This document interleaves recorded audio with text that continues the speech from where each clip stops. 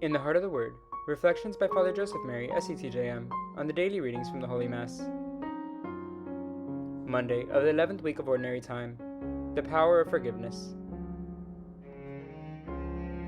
God bless you, dear family. Today in the Heart of the Word, Jesus gives us one of the most demanding teachings in the whole Bible.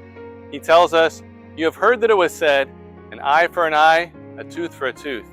I say to you, offer no resistance to one who is evil. When someone strikes you on your right cheek, offer your left. And if anyone wants to sue you over your tunic, hand him your cloak as well. If anyone forces you into service for 1 mile, go with him for 2 miles.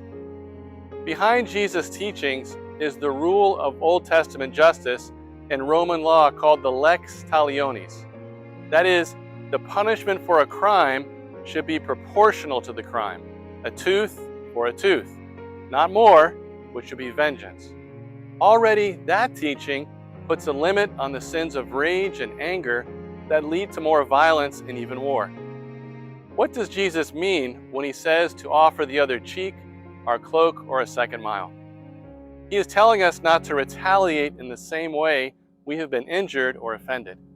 If we do the same thing as our aggressors, we will become like them, and we will become the very thing that we hate.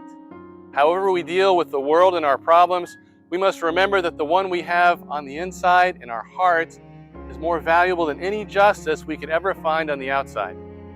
Therefore, not to seek justice through our actions that in the end will lead us to losing God on the inside by those same actions.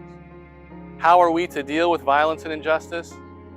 By forgiving our enemies in the name of Christ first, so that our actions are inspired by the wisdom of Christ in the gospel, which will lead us not to seek only proportional punishment, but what is actually going to lead to the salvation of our neighbor, which is the justice of God. Let us listen to these words of Mother Adela. Nothing less than love is truly you, and you need to understand that love is who you are, because God is love, and love should be your life in the most concrete realities of your daily living. All for the heart of Jesus, through the heart of Mary.